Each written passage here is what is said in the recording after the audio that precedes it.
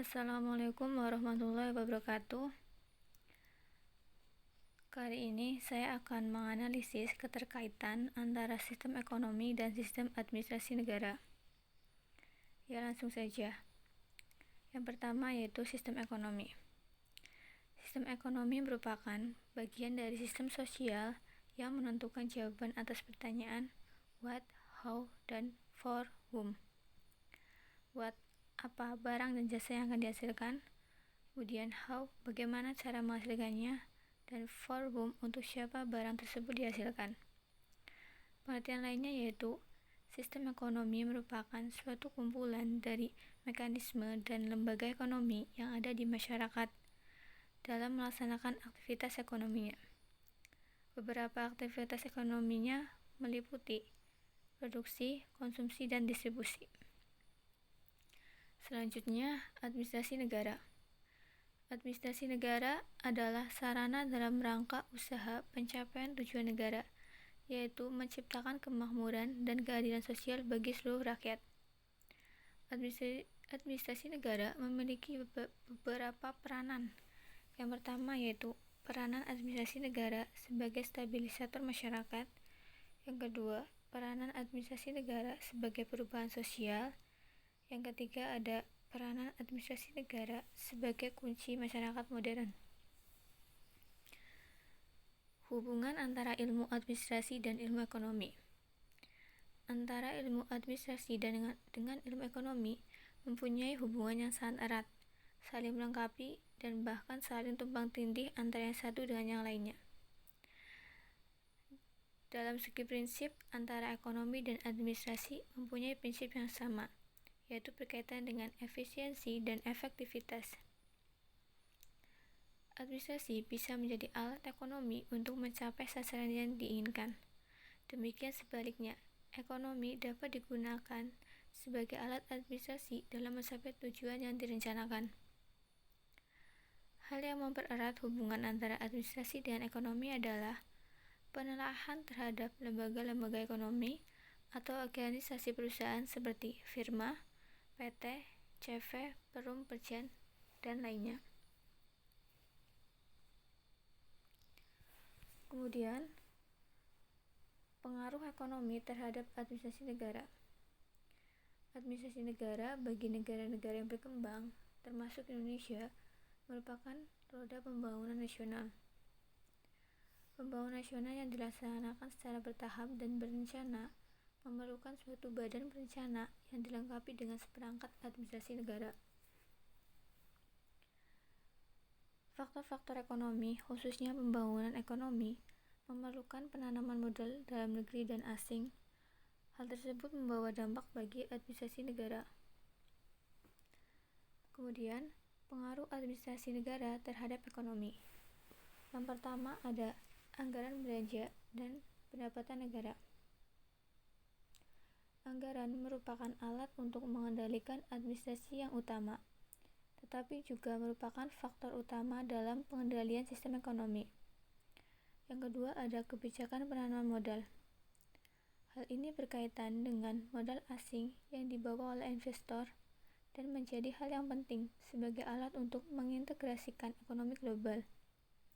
Yang ketiga ada kebijakan proteksi atau perlindungan.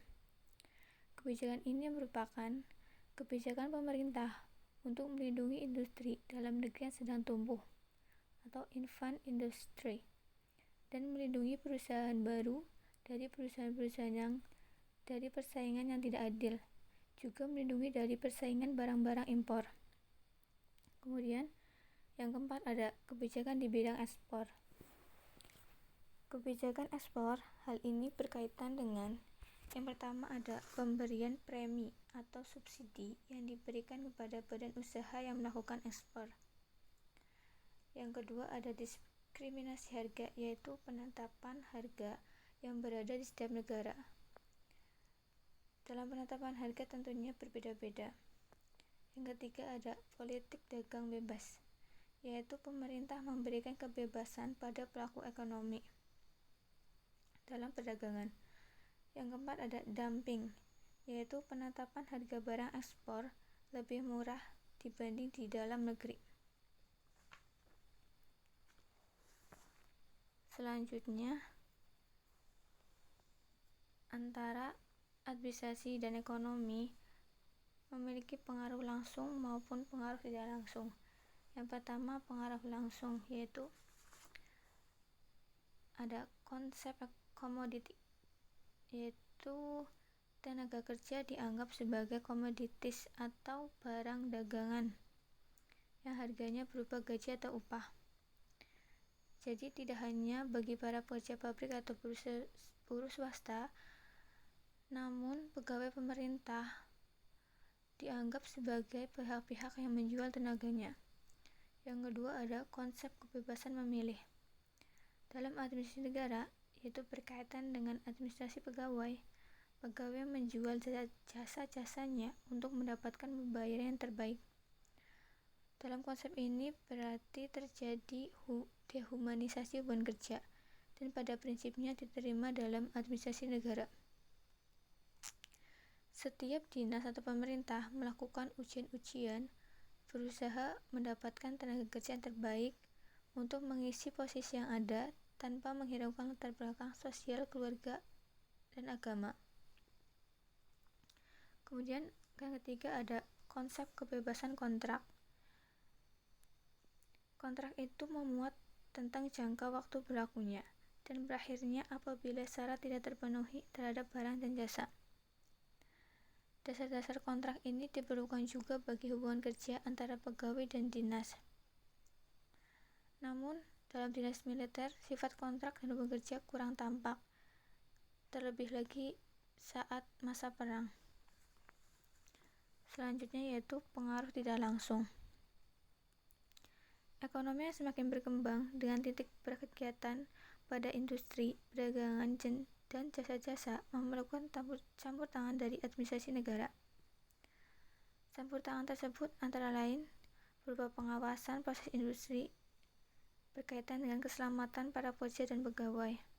Kemudian dengan adanya inspeksi perburuhan dan perlindungan konsumen dengan mengawasi dan menjamin mutu hasil produksi dan jasa-jasa. Selanjutnya, perekonomian di Indonesia. Setelah kita tahu tentang apa itu sistem ekonomi, maka sistem ekonomi yang diterapkan di Indonesia yaitu sistem ekonomi campuran atau ekonomi Pancasila atau juga bisa disebut dengan demokrasi ekonomi.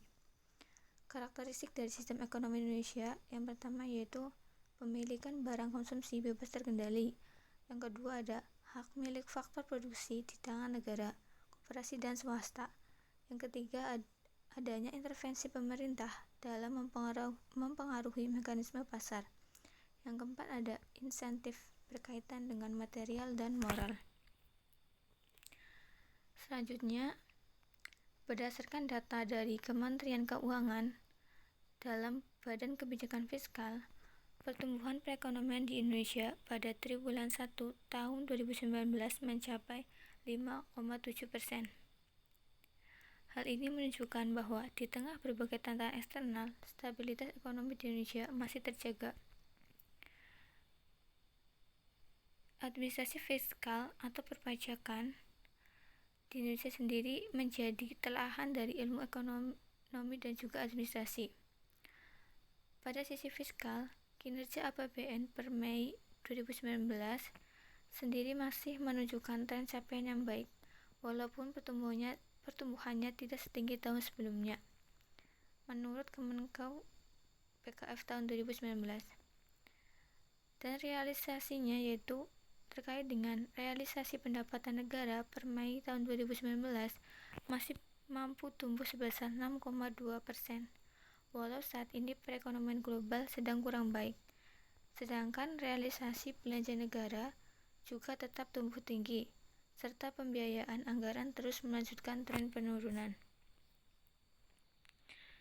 Jadi kesimpulannya, berdasarkan hal tersebut dapat diketahui bahwa dalam analisis keterkaitan antara sistem ekonomi dan administrasi mempunyai hubungan dan pengaruh antara sistem ekonomi dan administrasi negara.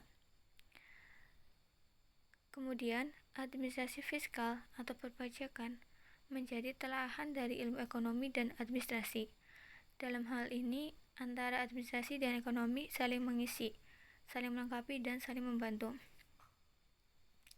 Pemerintah akan terus mendorong kinerja fiskal yang optimal dalam mendukung pembangunan makro berkelanjutan. Dalam jangka menengah, pemerintah akan menempuh kebijakan fiskal yang ekspansif, terarah, dan terukur untuk meningkatkan kapasitas produksi dan daya saing. Sekian dan terima kasih.